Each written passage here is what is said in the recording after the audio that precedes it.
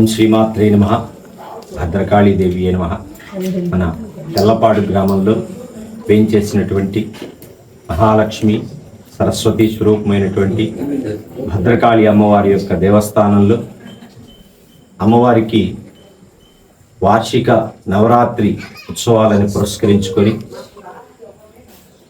4 రోజులుగా 22వ తేదీ మొదలుకొని ఈ రోజుతో 4వ రోజున అమ్మవారికి యథావిధిగా ఉదయం పంచామృత అభిషేక కార్యక్రమాన్ని నిర్వహించుకొని భక్తులు ఉభయదారులు తీసుకొచ్చినటువంటి నూతన వస్త్రాలను పుష్పమాలికల అమ్మవారికి చక్కగా అలంకరణ గావించి సరస్వతీదేవిగా ఈ రోజున అమ్మవారిని దర్శించుకునేటువంటి భాగ్యాన్ని మనం అందరం కూడా పొందాం. ఈ యొక్క త్రిగుణాత్మకమైనటువంటి అమ్మవారు ఎలాగైతే బ్రహ్మ విష్ణు మహేశ్వరులు ఉన్నారో అలాగే అమ్మవార్లు కూడా చక్కగా ఈ సృష్టిని పరిపాలించేటువంటి వారు మహాలక్ష్మి, సరస్వతి, పార్వతీదేవి ముగ్గురు కూడా. కాబట్టి అలాంటి అద్భుతమైనటువంటి అవతారాలలో సరస్వతి అమ్మవారు చాలా చక్కనైనటువంటి జ్ఞానాన్ని కలిగించేటువంటి వాక్కుని కలిగించి అవతారం.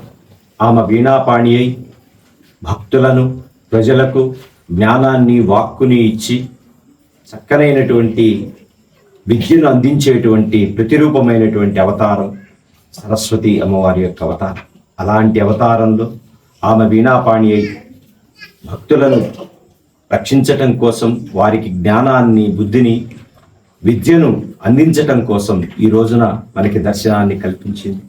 యథావిధిగా సాయంకాల సమయంలో కూడా కుంకుమార్చన కార్యక్రమాన్ని అమ్మవారికి నిర్వహించి భక్తులందరూ అందులో పాల్గొని భక్తి శ్రద్ధలతో ఆమె యొక్క అనుగ్రహాన్ని, తల్లి యొక్క అనుగ్రహాన్ని పొందుతూ తీర్థప్రసాదాలను స్వీకరించి ఈ దసరా నవరాత్రి ఉత్సవాలలో అంగరంగ వైభవంగా గ్రామ ప్రజలు, భక్తులు, ఉభయదారులు అందరూ కూడా పాల్గొని చక్కగా తల్లిని ఒక్కొక్క రోజున ఒక్కొక్క అవతారంలో దర్శించుకుంటూ ఈ రోజున మహాసరస్వతిగా అందరికీ కూడా ఈ లోకంలో ఉండేటువంటి వారందరికీ కూడా చక్కనైనటువంటి వాక్కు కలగాలని, జ్ఞానం కలగాలని, విద్యాబుద్ధులు కలగాలని ఆ తల్లిని ప్రార్థన చేస్తూ మనమందరం ఆ తల్లి సేవలో పాల్గొని తరిద్దాం.